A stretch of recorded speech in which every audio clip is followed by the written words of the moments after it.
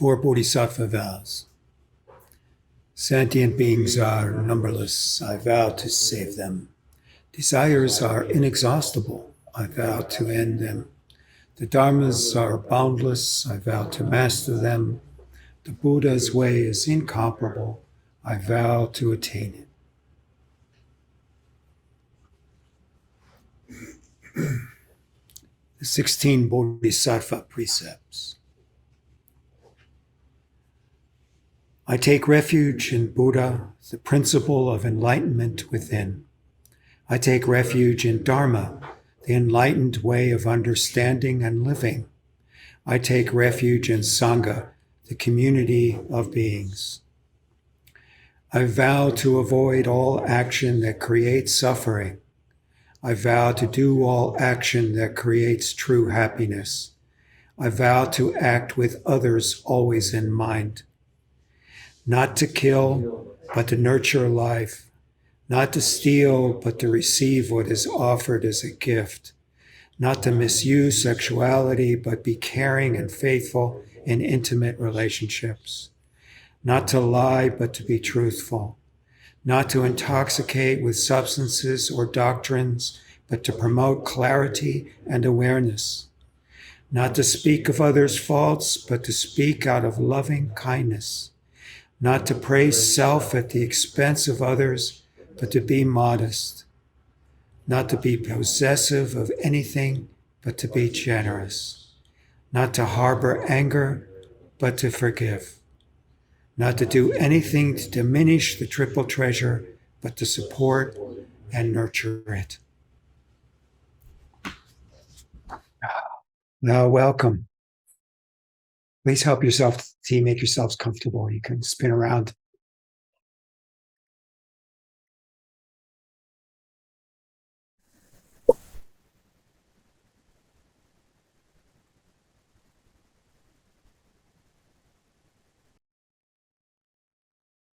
I wanted to bring these precepts up because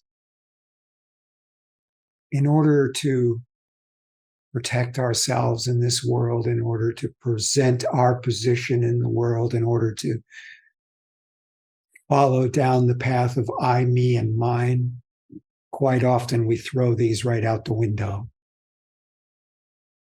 And these are such wonderful guidelines.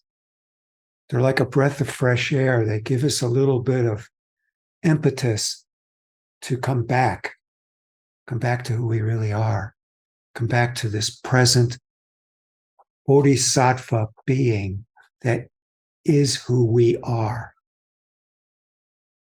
We are already Buddhas. We just don't understand that. We don't know it.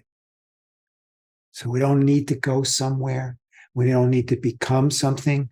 We don't need to take something away from someone else because there isn't enough. The universe is bountiful. And that's what we're part of. So when we feel this sense of lack, when we feel anger, when we feel hatred, we have succumbed to it and we feel dark and deeply disturbed. We can come back to these principles that all Buddhists rely on. Doesn't matter whether it's Zen or Tibetan or whatever. The four Bodhisattva vows are just about being present to non-duality, to the way things actually are, rather than caught up in the winds of change, being tossed around. It's also about saving all sentient beings. If you don't save yourself, you're not having any effect whatsoever on saving sentient beings. If you're caught up in anger and hatred, you're not participating in the well-being of the planet. You're part of the problem. Now, I'm not saying it's easy. I find myself getting angry all the time. A wonderful other aspect of this whole thing is, yes, we can't save all sentient beings. clearly.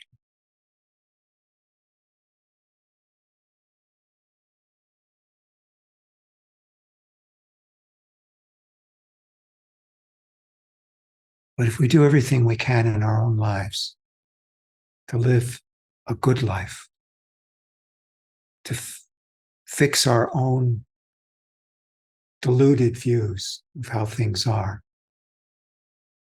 and become clear ourselves, then whatever we're doing in the world is contributing to the betterment of all sentient beings. Because we're in that place of non duality, not buying into the winds of change.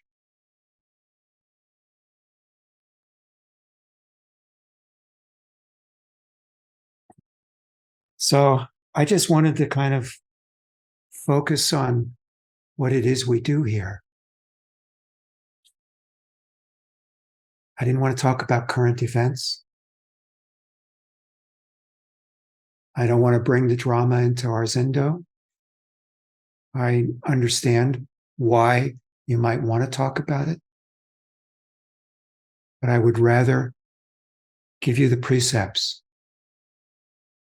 for something to work with, gain wisdom and understanding of how things are and what the cause of suffering is and what true compassion is.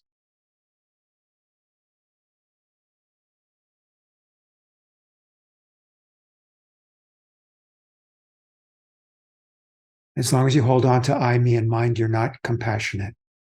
I, me, and mine is not compassion. A bodhisattva doesn't abide in the idea of a being, a body, a soul. Now, I'm not saying it doesn't have one. That's different than being attached to and clinging to an idea.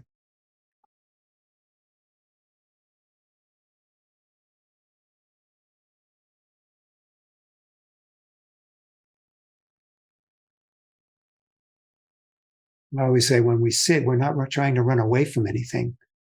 We're not trying to empty our minds and become something else. We're totally intimate with a total experience of life just as it is.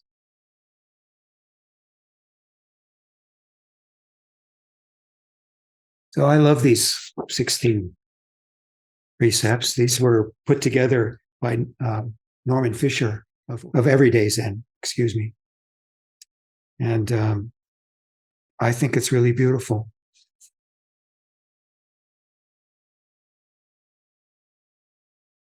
I especially like under the grave precepts, number 5, not to intoxicate with substances or doctrines, but to promote clarity and awareness.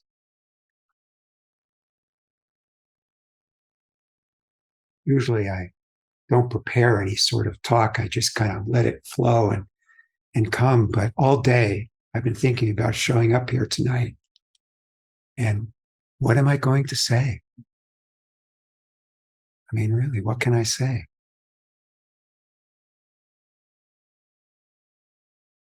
And I realized just get back to the basics. What is this? What are we doing here? Hopefully, it alleviates a little bit of confusion by focusing on this.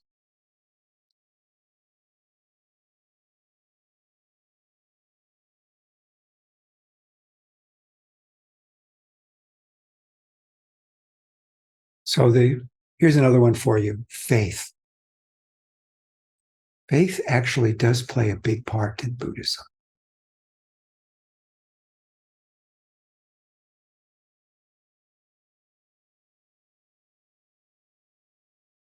I was in a bookstore in Boulder on Saturday, Colorado, and I haven't had this happen in a long time, but a book just grabbed me. I can't remember the title right now, but let's just say that it was so for me, so there for me. It was so affirming of what it is I do and who I am that it blew my mind. It was like the universe just said, open this book. And there was like a reflection in the mirror of my whole practice, my whole life practice, just like that. So things happen in our lives all the time. We may miss them, we may not see them, but the universe is always giving us something. There's always a gift in every experience if we just see it, acknowledge it. So we're always supported, actually. But quite often we don't feel like we are.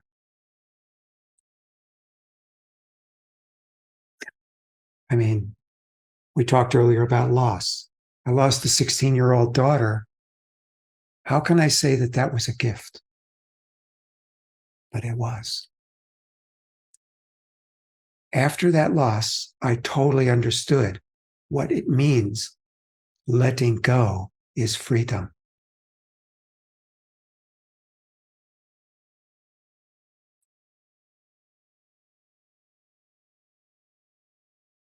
Words are just words, but they can lead us somewhere. And they quite often do, and sometimes not to such a good place. Somebody's always trying to sell us something. But hopefully, I'm not trying to sell you anything. I hope you find that useful. It is for me.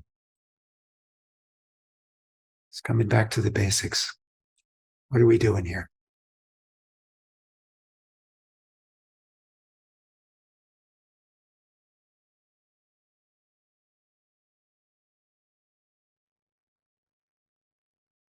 So, anyone else? Anything? You know how you sometimes, as you go through the world, you feel like you're a stranger in a strange world.